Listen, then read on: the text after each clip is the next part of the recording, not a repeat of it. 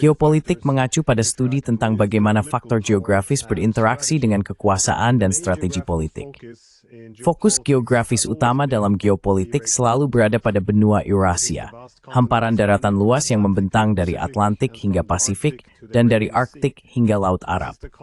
Inilah benua yang memiliki sebagian besar penduduk dunia, sebagian besar sumber daya, dan sebagian besar wilayahnya. Gagasan umumnya selalu bahwa jika seseorang menguasai Eurasia, Tithiniu, sketfang memersis termet the twetang kigutim besaskara perslang, through thought maling thit no ruposia Eurasia. The efforts to control Eurasia. And I will finish with the radical shift in power that we're currently. Dan saya akan menutup dengan perubahan radikal dalam kekuasaan yang saat ini kita saksikan, yang sedang mengubah seluruh tatanan dunia. Seperti yang kita ketahui, Eurasia secara historis terhubung oleh jalur sutra kuno dengan koridor darat dan maritim yang digunakan untuk pertukaran budaya, gagasan, teknologi, dan barang-barang material. Jalur sutra kuno bersifat terdesentralisasi. Jalur ini terdiri dari banyak rute yang menghubungkan berbagai peradaban dengan jalur perdagangan yang biasanya dikelola oleh Fong Inisi. Kekaisaran Mongol ini memek menjadi kekaisaran dan memek ada penting dan meluas di antin sutra kuno. In expanding and maintaining the ancient Silk Road. But this began its collapse in the 14th century. Namun, hal ini mulai runtuh pada abad ke-14. Terutama, koridor maritim digantikan oleh munculnya kekuatan maritim Eropa pada awal abad ke-15. Columbus, Magellan, da Gama, mereka semua memicu revolusi dalam bidang geografi ketika mereka menghubungkan dunia melalui laut. Hal ini memiliki beberapa implikasi seiring terbentuknya struktur kekuasaan baru. Berbeda dengan jalur sutra kuno, koridor maritim kekuatan Eropa menjadi sangat terpusat dan dipimpin oleh Eropa. Fokusnya adalah mendirikan pelabuhan utama dan titik sempit menithima, demain the kuigat the tuabam in Kedeli. Maybe sweet haman, if life receive lepa. There are few options in terms of diversification. Now, sekarang, dorongan untuk mendominasi semakin meningkat karena inovasi teknologi di Eropa. Itulah sebabnya, misalnya, Adam Smith menyadari bahwa pertemuan Eropa dengan bagian dunia lainnya berkembang dengan cara yang sangat destruktif dan eksploitatif. Adam Smith berharap bahwa di masa depan akan ada ketimpangan kekuasaan yang lebih kecil, yaitu konsentrasi kekuasaan yang lebih sedikit di antara orang Eropa. Untuk memastikan bahwa hubungan ekonomi menjadi lebih saling menguntungkan, konsentrasi kekuasaan di Eropa ini menciptakan posisi yang sangat dominan, dan akibatnya, peran yang bersifat ekstraktif dan menundukkan bagi wilayah-wilayah yang dihubungi oleh orang Eropa. Sistem dominasi oleh kekuatan maritim pun terbentuk. Of dominance of maritime powers was constructed. We saw that the trade post empires Kita melihat bahwa kekaisaran pos dagang merupakan kekuatan maritim.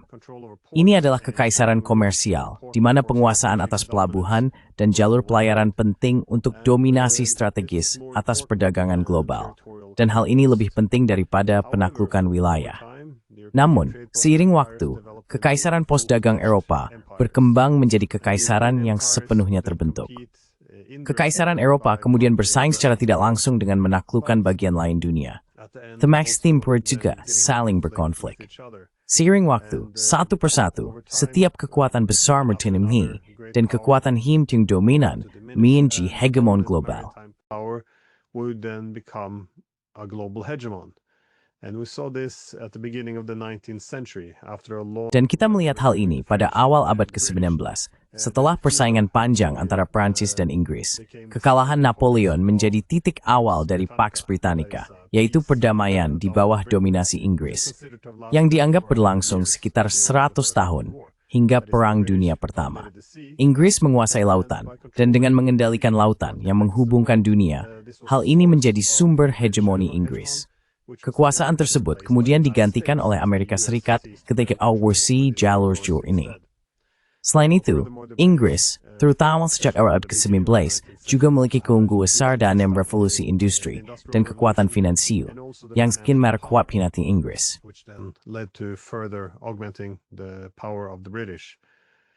But at this point, after there was one British hegemon, Namun pada titik ini, setelah muncul satu hegemon Inggris, kita juga melihat bahwa geopolitik Eurasia telah berubah. Karena selama Perang Napoleon terjadi sesuatu yang sangat penting.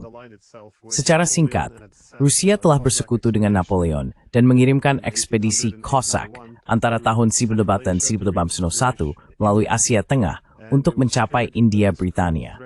Dikhawatirkan hal ini dapat mengancam kendali Inggris atas India. Imatambah realitas geopolitik baru. Kendali Inggris atas lautan cukup mendominasi benua Eurasia. Karena kekuatan darat besar di Eurasia seperti Rusia dapat mengamankan benua itu dengan jalur darat.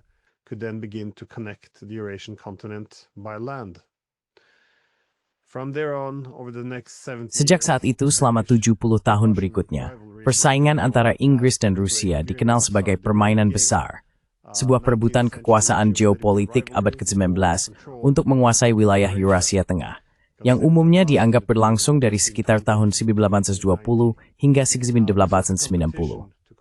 Ini merupakan kompetisi untuk mengendalikan jalur perdagangan dan sumber daya. Pada tahun-tahun berikutnya, Rusia pertama-tama memenangkan perang melawan Persia pada tahun 1528, yang memungkinkan mereka mengancam bagian-bagian wilayah maritim selatan saat mereka memperluas kekuasaan menuju pantai. Inggris tidak lagi menjadi kekuatan yang jelas dominan. Mereka tidak mampu menahan Rusia, dan Persia berada di bawah tekanan besar untuk berpihak pada Rusia. Bersama-sama, mereka bahkan bisa bergerak melawan India Britania. Collectively, they could therefore even move against British India.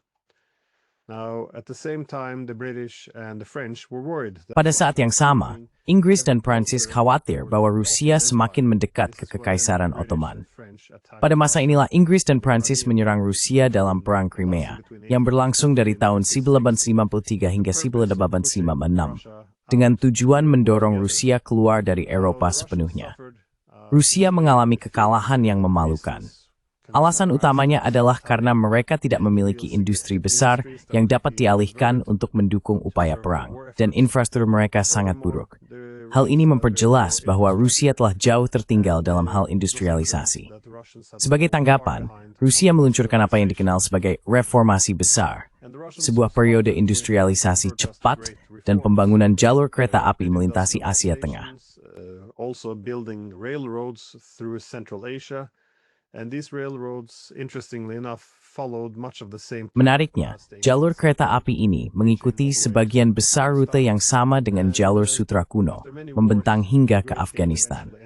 Setelah banyak peperangan, Great Game akhirnya berakhir dengan protokol Komisi Perbatasan Pamir tahun 1895 yang menjadikan Afghanistan sebagai negara penyangga antara Kekaisaran Rusia dan Kekaisaran Britania. Inilah, sekali lagi, alasan dibalik geografi yang sangat aneh di wilayah timur Afghanistan. Dan dengan adanya negara penyangga ini, dominasi maritim Britania taknya dapat terus berlanjut. Namun pada tahun 1990-an, Rusia juga membangun jalur kereta api Trans-Siberia yang menghubungkan Moskow dengan Vladivostok di pesisir Pasifik. Hal ini sekali lagi menantang kendali Britania atas Asia Timur, yaitu tepi timur benua Eurasia. That is the eastern edge of the Eurasian continent. So, with all of this, Jadi, dengan semua ini, sebuah teori geopolitik tentang Eurasia lahir di Inggris. Teori ini disebut teori Heartland, dikembangkan oleh Halford Mackinder pada awal abad ke-20. Pertama kali diungkapkan pada tahun 1904 dalam sebuah artikel berjudul The Geographical Pivot of History. Dalam artikel tersebut, Mackinder menulis, dan ini adalah kutipan, siapa yang menguasai Eropa Timur, menguasai Heartland. Siapa yang menguasai Heartland, menguasai pulau dunia. Siapa yang menguasai pulau dunia, menguasai dunia. Singkatnya, Eropa Timur adalah wilayah sentral yang harus dikuasai untuk mendominasi dunia. Mackinder berpendapat bahwa dunia terbagi menjadi dua wilayah yang secara alami saling bertentangan, daratan dan lautan. Land and sea. The maritime hegemon, being Britain at the time, Hegemon maritim, Britania pada masa itu. Karena itu terancam kehilangan keunggulan kompetitifnya jika Eurasia didominasi oleh kekuatan darat. Mackinder mencatat bahwa jalur kereta api secara tradisional hanya mendukung perdagangan berbasis maritim. Artinya, rel kereta hanya akan mengambil rute terpendek menuju garis pantai, dan dari sana barang-barang akan dimuat ke kapal. Namun, dengan adanya jalur kereta api transkontinental yang melintasi benua Eurasia, koridor transportasi baru dapat dibentuk menggantikan transportasi maritim, dan demikian mengakhiri dominasi kekuatan maritim sepenuhnya. Dalam kata-kata Mackinder, yang menulis satu generasi sebelumnya, terusan Suez tampak telah meningkatkan lautan rate kekuasaan. Increased the mobility of sea power relative to land power. Railways acted chiefly as feeders to ocean-going commerce. Jalur kereta api sebelumnya berfungsi terutama sebagai penunjang perdagangan laut, tetapi jalur kereta api lintas benua kini mengubah kondisi kekuatan darat, dan tidak ada tempat lain di mana dampaknya bisa sebesar di jantung tertutup Eurasia, di wilayah luas yang tidak memiliki kayu maupun batu yang mudah diakses untuk pembangunan jalan. Mackinder juga mencatat bahwa kehadiran tentara Rusia di Manchuria sudah cukup menjadi bukti bahwa kekuatan darat yang bergerak kini menjadi sekompetitif kekuatan maritim. Sebagaimana kehadiran tentara Inggris di Afrika Selatan menunjukkan hal yang sama. Maka, kini muncul persaingan utama antara kekuatan maritim terdepan dan kekuatan darat terdepan. Hal ini menciptakan realitas yang sepenuhnya baru. Nistating na Roger Hesper Smorendlight, yung Trekit Sound Theme, There was no longer a competition between maritime powers to control the world. Instead, you had Eurasian land powers which could then... Sebaliknya, ada kekuatan darat Eurasia yang dapat sepenuhnya meniadakan pentingnya penguasaan lautan. Tantangan atau ancaman terbesar bagi Inggris, oleh karena itu, adalah siapa yang dapat menghubungkan daratan Eurasia. Ancaman utama pada abad ke-19 jelas merupakan aliansi Jerman-Rusia yang dapat menyatukan benua ini. Sulit untuk melebih-lebihkan betapa pentingnya gagasan-gagasan ini bagi geopolitik. Bukan hanya dalam membentuk strategi Inggris, tetapi juga strategi Amerika, setelah Amerika Serikat menjadi kekuatan dominan. Memang kita dapat melihat dalam laporan Dewan Keamanan Nasional AS sejak tahun 1998 bahwa mereka merujuk pada kebijakan pembendungan Eurasia dengan menggunakan bahasa Mackinder dan teori Heartland-nya.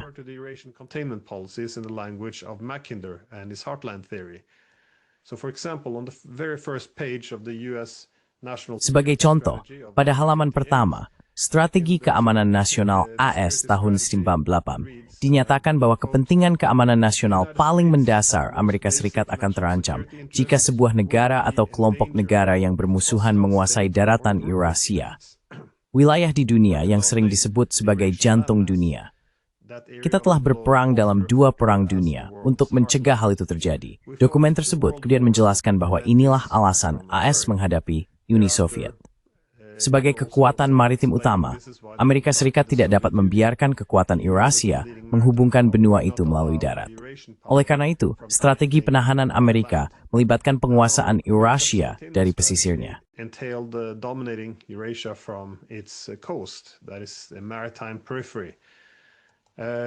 Itulah wilayah maritim di pinggiran.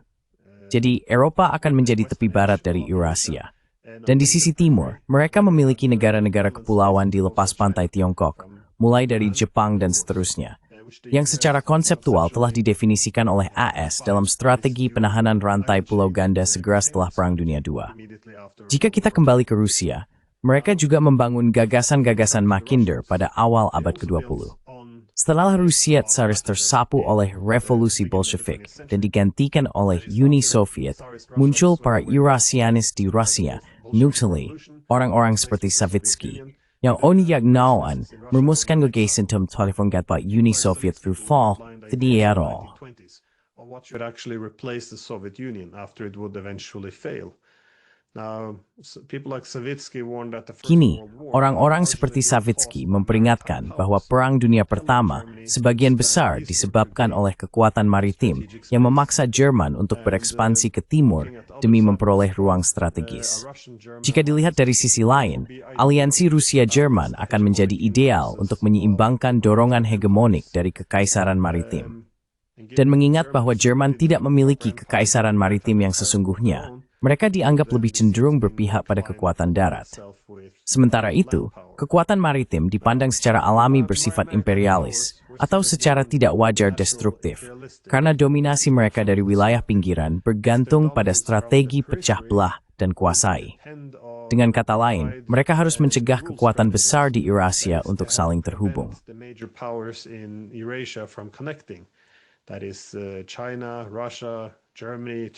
Artinya, Tiongkok, Rusia, Jerman, dan Turki semuanya harus tetap terpecah agar kekuatan maritim dapat mendominasi dari laut. Jadi tanggapan Eurasia terhadap kekuatan maritim barat, kekuatan imperialis, dipandang oleh tokoh-tokoh seperti Savitsky sebagai upaya untuk mencari kerjasama di seluruh kawasan Eurasia. Lebih jauh lagi, kutukan besar bagi Rusia adalah bahwa negara itu merupakan kekuatan Eurasia. Namun sejak masa Peter yang Agung, Rusia telah berusaha untuk berkembang dan memposisikan dirinya sebagai kekuatan maritim Eropa Barat. Dan cara terbaik bagi Inggris, Amerika, dan pihak lain untuk menahan Rusia adalah dengan memutus aksesnya ke jalur maritim, sebuah strategi yang masih efektif dalam membatasi akses Rusia ke Laut Hitam, Laut Baltik, dan Arktik.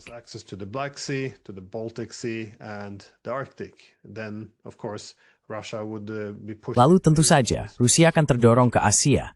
Itulah logikanya. Setelah Perang Dingin dan runtuhnya Uni Soviet, kita melihat bahwa Rusia tidak kembali pada visi Eurasia, seperti yang dibayangkan oleh tokoh-tokoh seperti Savitsky. Sebaliknya, Rusia justru kembali pada kebijakan yang sangat berpusat pada Barat. Sebagian besar mengabaikan bahkan negara-negara di sebelah timur saat mengejar tujuan Eropa Raya, yaitu arsitektur keamanan Eropa yang inklusif.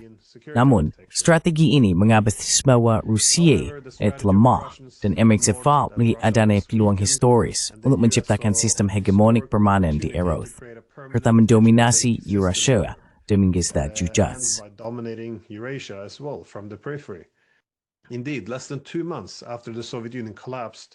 Memang, kurang dari 2 bulan setelah Uni Soviet runtuh, kita melihat doktrin Wolfowitz dijabarkan dalam draft bocoran Defense Planning Guidance tahun 1992. Dokumen itu menyatakan, dan saya kutip, sangat kecil kemungkinan akan muncul kembali tantangan konvensional global terhadap keamanan AS dan Barat dari jantung Eurasia selama bertahun-tahun mendatang. Kutipan selesai, namun tujuan utamanya juga untuk mencegah tantangan semacam memuncul. Hal itu akan dicapai dengan, dan saya kutip lagi, mempertahankan cegal, temeseling potensial, bahkan bercita-cita memainkan peran regional atau global yang lebih besar. Jadi, AS harus mengendalikan wilayah-wilayah kunci dan koridor energi utama, memastikan berapa sesal mungkin muncul.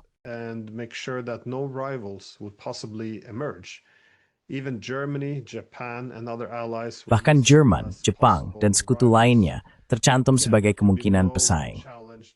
Sekali lagi, tidak boleh ada tantangan terhadap dominasi AS. Jelas, hal ini juga memberlakukan batasan ketat pada peran apapun yang dapat dimainkan Rusia di Eropa, serta pada setiap upaya integrasi antara Rusia dan kekuatan utama Eropa lainnya, seperti Jerman. Karya intelektual terkemuka tentang kendali AS atas Eurasia setelah Perang Dingin ditulis oleh Zbigniew Brzezinski, seorang następca sebuah presiden, termasuk Jimmy Carter Obama, Jimmy Bomber, yang juga peran penting bersimpati untuk treaty di British to New Iris Smile Philippine.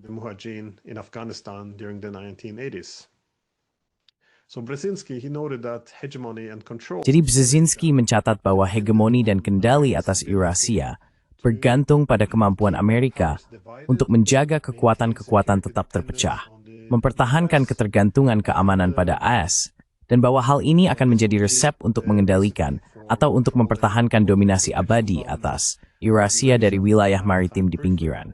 Dan inilah alasan mengapa hegemon maritim, yang kini adalah Amerika Serikat, bergantung pada sistem aliansi. Ketika ia terbagi menjadi blok-blok, di satu sisi ada para vasal yang bergantung dan akan melakukan apa yang diperintahkan, dan di sisi lain ada para musuh yang dibatasi.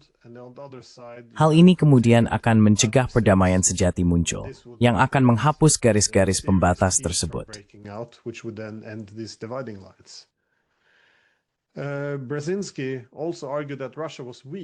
Brzezinski juga berpendapat bahwa Rusia lemah dan tidak memiliki pilihan lain selain condong ke barat.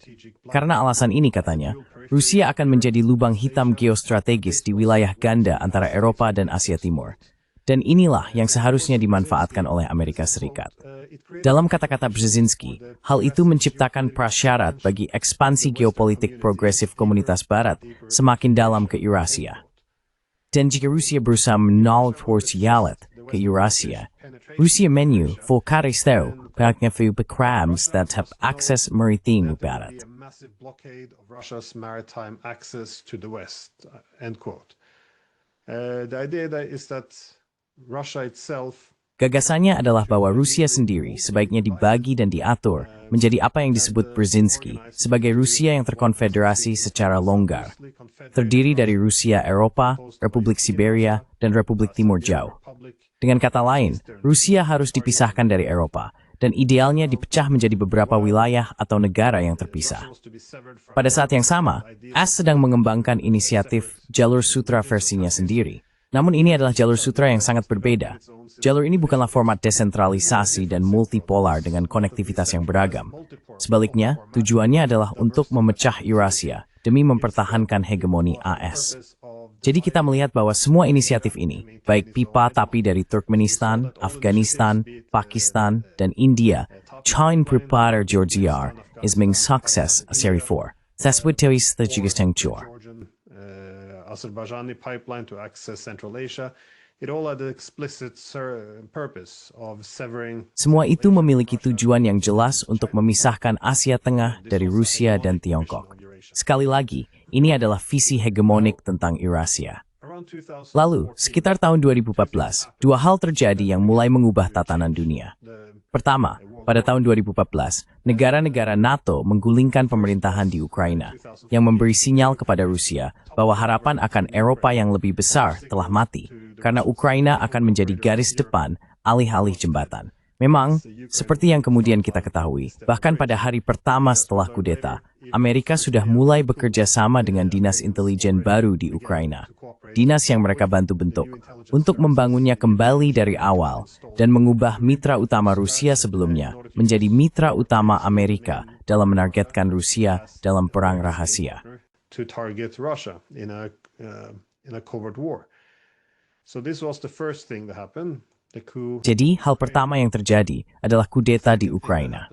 Yang kedua, Tiongkok kehilangan kepercayaan terhadap ketahanan sistem ekonomi internasional yang dipimpin oleh AS, dan negara itu telah mengembangkan kekuatan yang cukup untuk mulai menantangnya. Dan itulah yang mulai dilakukan Tiongkok. Ia mulai menantang sistem ekonomi internasional yang dipimpin oleh AS. Pada tahun 2013, kita menyaksikan peluncuran inisiatif Sabuk dan Jalan, sebuah faya untuk mewujudkan jalur jalur Serrakano yang mendominasi memulai dari kewenangan perhalat. The rise of the Western maritime powers. We also saw the emergence of very. Kita juga menyaksikan munculnya kebijakan teknologi dan industri yang sangat ambisius pada tahun 2015, seperti program Made in China 2025, yang bertujuan untuk menegakkan kepemimpinan Tiongkok dalam semua teknologi utama yang terkait dengan revolusi industri keempat.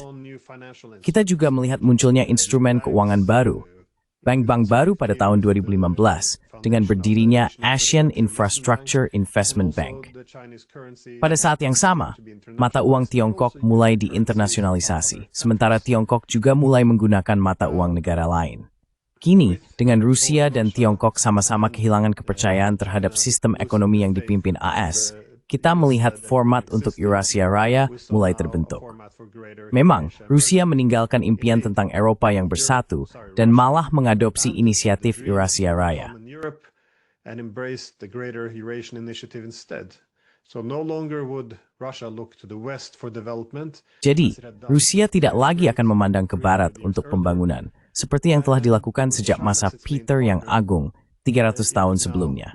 Dengan Tiongkok sebagai mitra utamanya, kini Rusia dapat memandang ke timur untuk pembangunan dan kerjasama ekonomi. Bagi Barat, upayanya untuk memisahkan Rusia dari Eropa dan Jerman justru mendorong Rusia ke arah Tiongkok, ke Asia. Pada abad ke-19, hal ini mungkin akan Rusia menjadi lebih terbelakang serta ekonomi. Tetapi di era modern, ini akan menjadi mimpi buruk terbesar bagi Mackinder. Dua kekuatan besar Eurasia, Rusia dan Tiongkok, bersatu dengan tujuan melemahkan domina dari wilayah maritim pinggiran.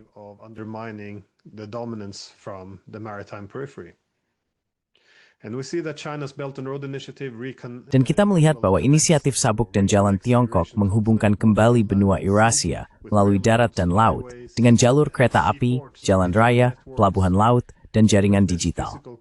Dengan konektivitas fisik ini, terjadi peningkatan perdagangan, integrasi rantai pasokan, kemitraan teknologi, kerjasama industri, serta kerjasama keuangan melalui bank-bank baru dan penggunaan mata uang nasional. Pada dasarnya, kita sedang melihat fondasi dari arsitektur ekonomi internasional yang baru. Dan ini bukan sekadar kerjasama antara Rusia dan Tiongkok. Inisiatif ini menghubungkan seluruh benua dan bahkan dunia. Ini adalah gagasan yang sangat populer karena Eurasia mewakili multipolaritas. Artinya, tidak semua keputusan akan ditentukan dari satu kekuasaan.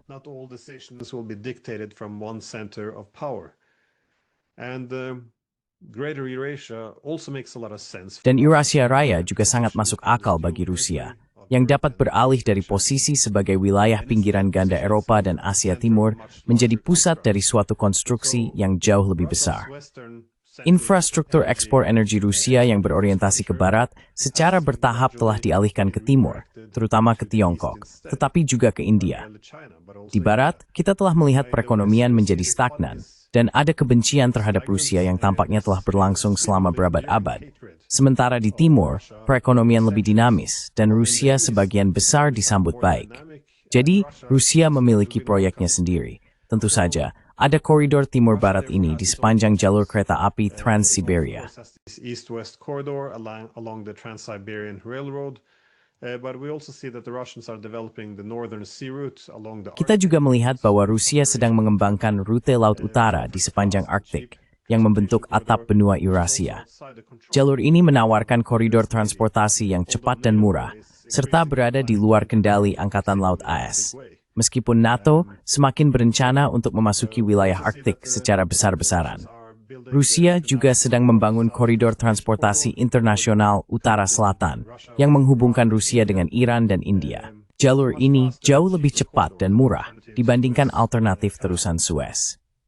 Koridor ini juga menghubungkan negara-negara tetangga yang berdekatan dengan Rusia, Iran, dan India.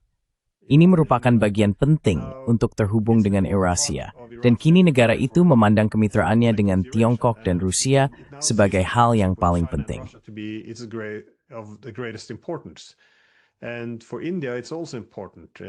Dan bagi India, hal ini juga penting. Negara itu tertarik pada integrasi Eurasia. Namun, India tidak ingin integrasi tersebut menjadi terlalu berpusat pada Tiongkok. Tiongkok, yang menyadari bahwa integrasi Eurasia akan lebih diterima secara luas jika bersifat multipolar, tidak menentang diversifikasi, misalnya hubungan yang lebih erat antara India dan Rusia. Dari Korea Selatan hingga Tiongkok, India, Kazakhstan, Rusia, Iran, dan negara-negara Arab, semuanya memiliki strategi untuk integrasi Eurasia. Inisiatif-inisiatif ini berbeda, tetapi semuanya memiliki kesamaan dalam kebutuhan untuk memperbaiki hubungan satu sama lain dan menemukan solusi politik atas perselisihan agar dapat terhubung, karena tidak ada satu kekuatan pun di benua Eurasia yang dapat memaksakan inisiatifnya kepada yang lain. Can impose its initiative on others. It's therefore need to harmonize interest instead. Karena itu, yang diperlukan adalah menyelaraskan kepentingan. Sebagai contoh, Rusia dan Tiongkok memiliki inisiatif serta preferensi yang sangat berbeda di Asia Tengah. Namun kita juga melihat bahwa keduanya tidak dapat mencapai apa yang mereka inginkan tanpa menyelaraskan kepentingan mereka satu sama lain. Inilah sebabnya asumsi Barat bahwa Rusia dan Tiongkok akan bentrok di Asia Tengah tidak pernah terjadi seperti yang diperkirakan. Alasannya adalah karena keduanya kini tidak lagi bersaing untuk hegemoni. Sebaliknya, mereka mencari sistem multipolar. Oleh karena itu, Uni Ekonomi Eurasia yang dipimpin Rusia dan inisiatif sabuk dan jalan Tiongkok telah diselaraskan di bawah kerangka Organisasi Kerjasama Shanghai.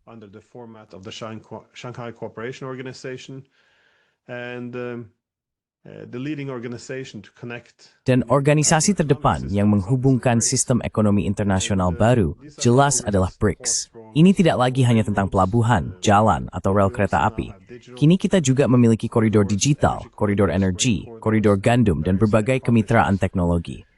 Kita memiliki integrasi industri, perdagangan dengan mata uang nasional, bank pembangunan bersama, sistem pembayaran, dan bursa komoditas. Jadi, alternatif dari sistem multipolar Eurasia adalah semua pihak harus tunduk pada hegemon maritim yang berupaya memisahkan Asia Tengah dari Tiongkok, Tiongkok dari Rusia, Rusia dari India, India dari Iran, dan Iran dari Turki, dan seterusnya. India from Iran, split Iran from Turkey, etc.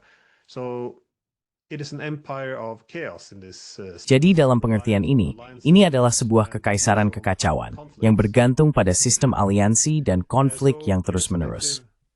Terlepas dari apakah seseorang melihat keuntungan atau kerugian dalam kelanjutan dominasi global AS, hal itu sebenarnya tidak terlalu penting, karena sistem tersebut tidak berkelanjutan dan sedang mengalami kemunduran. Dan ketika sang hegemon melemah, ia juga menjadi lebih agresif. Artinya, jika sebelumnya ia berusaha membangun kepercayaan melalui kendali administratif atas ekonomi internasional, kini kita melihat bahwa hegemon yang menurun cenderung menggunakan kendalinya secara paksa untuk mencegah munculnya pesaing. Inilah sebabnya mengapa Amerika memulai perang teknologi dan ekonomi melawan Tiongkok, serta perang energi dan perang proksi melawan Rusia. And energy and proxy war against Russia.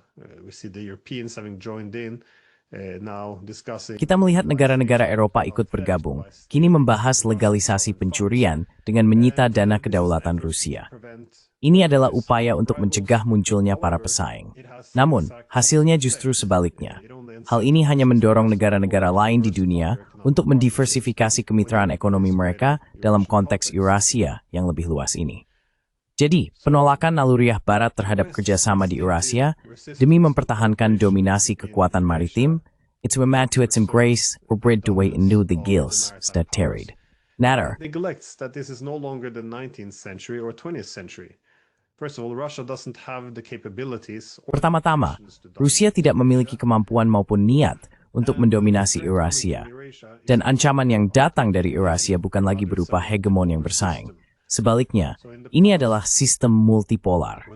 Di masa lalu, AS akan senang melihat adanya keseimbangan kekuatan di Eurasia. Tetapi satu-satunya alasan hal itu kini tidak lagi dapat diterima adalah karena AS hanya menerima model hegemonik. Sekarang, ada banyak kesalahan yang dilakukan oleh Barat. Misalnya, pencurian dana kedaulatan dari Bank Sentral Rusia telah membuat dunia takut terhadap sistem keuangan Barat dan dengan putus asa mencari alternatif. Serangan terhadap teknologi Tiongkok mengancam rantai pasokan yang bergantung pada Barat. Dan karena itu, kita melihat Barat tersingkir dari rantai pasokan tersebut. Ketakutan terhadap titik-titik rawan di koridor maritim menciptakan lebih banyak permintaan akan alternatif.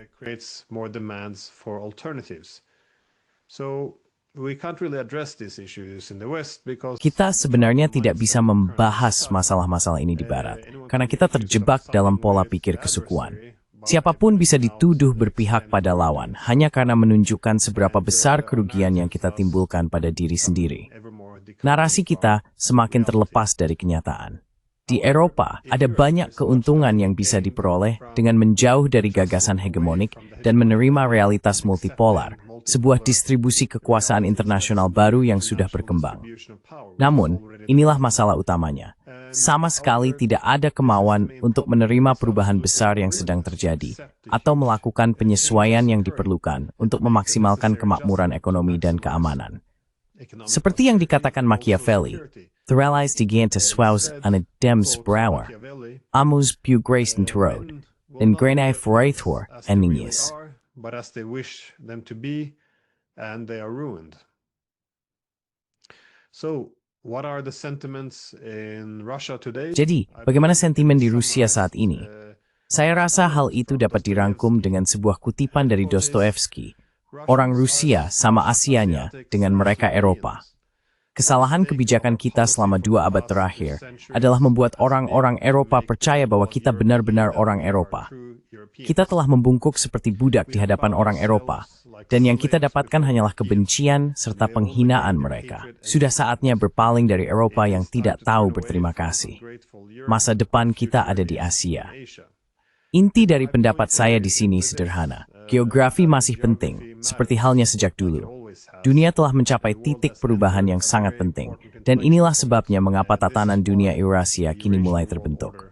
Semua upaya untuk mencegahnya justru semakin mempercepat perkembangannya. Prevent this is only intensifying its development even further.